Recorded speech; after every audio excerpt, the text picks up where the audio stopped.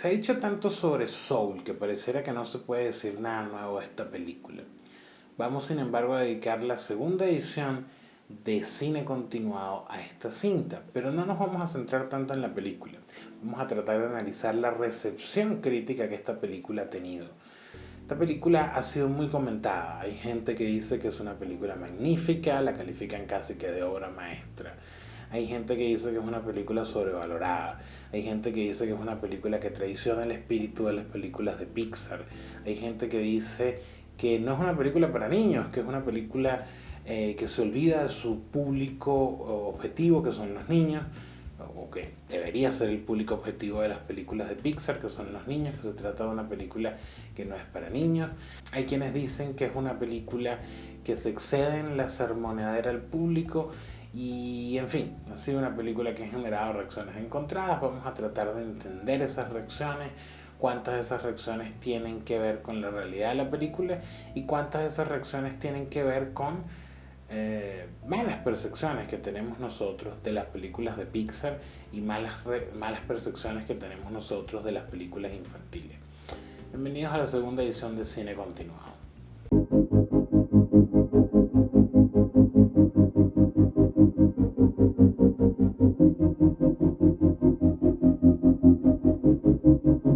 Soul cuenta la historia de Joe Gatener, un músico de jazz entrando a la mediana edad que trabaja como profesor de música en una escuela. Justo cuando recibe la noticia de que le darán un contrato permanente en ese colegio, consigue en paralelo la oportunidad que siempre había soñado: tocar con Dorothea Williams, una leyenda del jazz que necesita un pianista para su banda. Pero justo cuando va camino a prepararse para esa actuación, sufre un accidente y muere. El resto de la película nos cuenta el viaje de Joe en el mundo de las almas, donde vemos cómo quienes mueren van camino al gran más allá y también cómo quienes están por nacer vienen del gran antes, un lugar donde las almas se preparan para la vida adquiriendo su personalidad y su chispa, que aparentemente es lo que guía sus pasiones a la hora de vivir. Esta suerte de viaje astral le permitirá a Joe ver lo que ha sido su vida y confrontarse con sus creencias sobre la vocación, la pasión de vivir y los sueños y metas que determinan nuestra existencia. Protagonizada en sus versiones originales por Jamie Foxx, Tina Fey y Angela Bassett, Soul es la cuarta película de Pete Docter, hoy por hoy la figura más importante de Pixar luego de la partida de John Lasseter. Se trata de una suerte de drama metafísico mezclado con una clásica comedia de cambio de cuerpo. La película responde a una tendencia bastante vieja en el cine, en la que los hombres egoístas son sometidos, gracias a la fantasía, a un viaje de revisión de sus vidas, con el objetivo de recibir una lección. Este tipo de historias bebe directamente de un cuento de Navidad de Charles Dickens, aquella historia en la que el egoísta señor Scrooge sufre una conversión, luego de la visita de 3 fantasmas, quienes le hacen ver cómo será su vida en caso de no renunciar a la avaricia y al egoísmo. Desde aquel clásico, el cine y la literatura se han llenado de este tipo de cuentos morales. Curiosamente, muchos han estado dibujados desde la óptica de la comedia.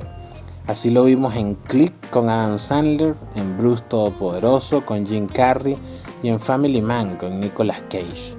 Soul forma parte de esa larga lista de comedias dramáticas con mensajes aleccionadores, en las que el protagonista debe ponerse en los zapatos de otro para poder verse a sí mismo como realmente es y no como su ego le dicta.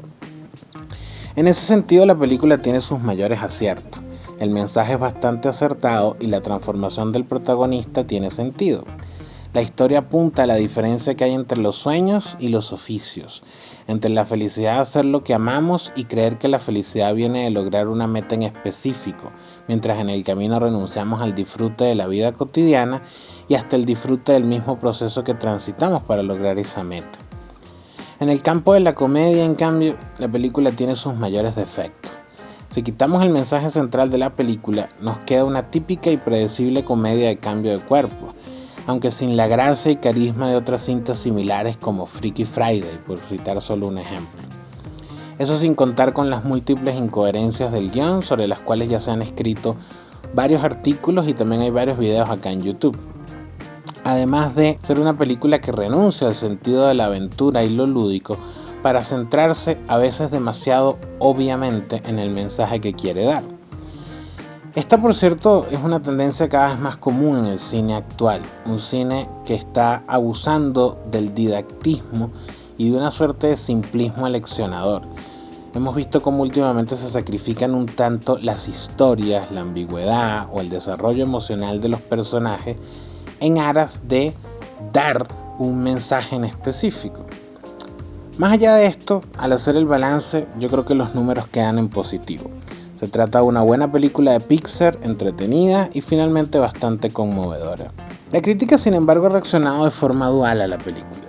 Por un lado están los espectadores más adultos, que en un año convulsionado, porque esta película es de 2020, y que esa convulsión del año ha llevado a muchas personas a reevaluar sus objetivos en la vida, parecen haber encontrado cierto aliento espiritual en esta producción y la reivindican como una película incluso necesaria para los tiempos que vivimos.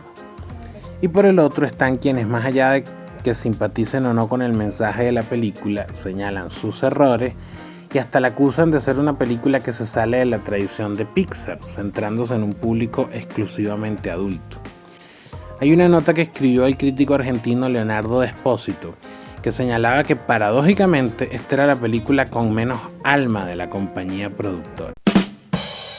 Y que más que una película se trataba casi de una propaganda pontificadora con mensaje New Age y poco valor cinematográfico. Y aquí quiero hacer una pausa, tanto para analizar la figura de Pete Docter y su papel dentro de Pixar, como para analizar las propias películas de Pixar y la línea temática que esta compañía viene trabajando desde hace tiempo. Desde su primera película, Pixar marcó diferencia con los demás estudios de animación mainstream, incluso cuando trabajaba con el mayor de todos, que era Disney.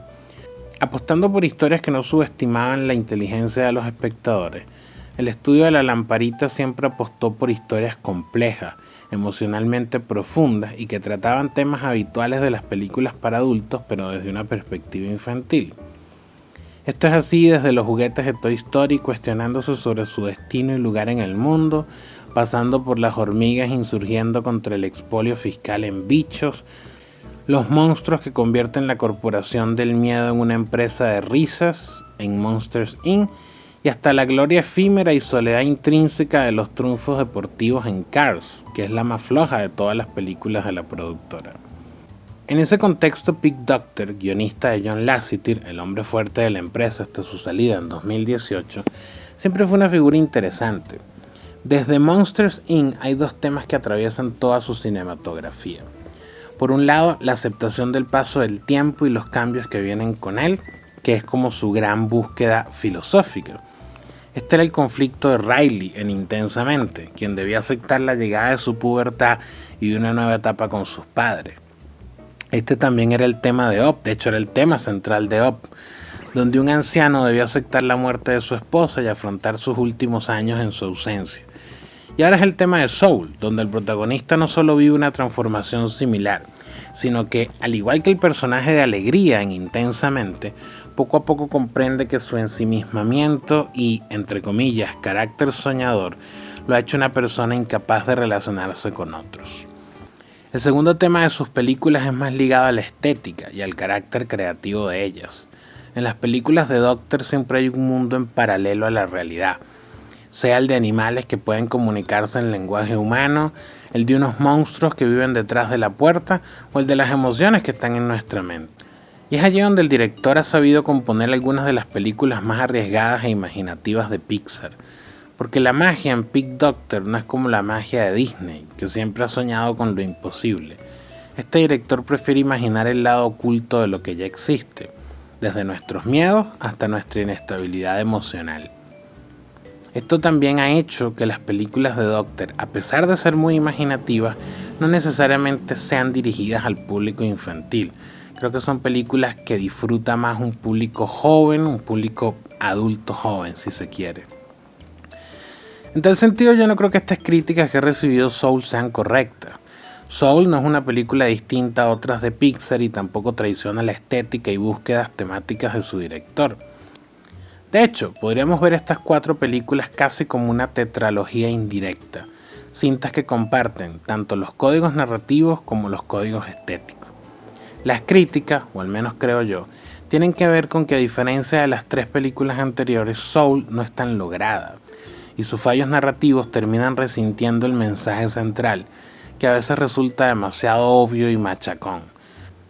Como si esta vez el director hubiera puesto sus ideas antes que la historia. Y ya sabemos que eso casi siempre es malo, porque el cine, cuando se preocupa más por las ideas que trabaja que por las historias que cuenta, termina siendo un cine a veces excesivamente didáctico y excesivamente esquemático. En fin, creo que haciendo las sumas y las restas se trata de una película bastante buena y bastante recomendable. Tiene ciertamente fallos y ciertamente Pixar está empezando a sufrir cierto agotamiento en su fórmula. También creo que la irrupción de nuevos estudios de animación, que es un tema que vamos a tratar en este canal muy pronto, las nuevas caras de la animación a nivel mundial, están empezando a obligar a Pixar a tener que ampliar su oferta de películas y su forma de abordar las películas. En todo caso, es una película que en general se defiende bien, que está bien, que provoca ser vista y que merece ser vista. Lo dejamos hasta acá. Gracias por ver Cine Continuado. La tercera edición de esta sección se la vamos a dedicar a la nueva película de Werner Herzog. Así que si quieres ver ese video, no olvides suscribirte y activar las notificaciones para que sepas cuando lo publico. Muchísimas gracias.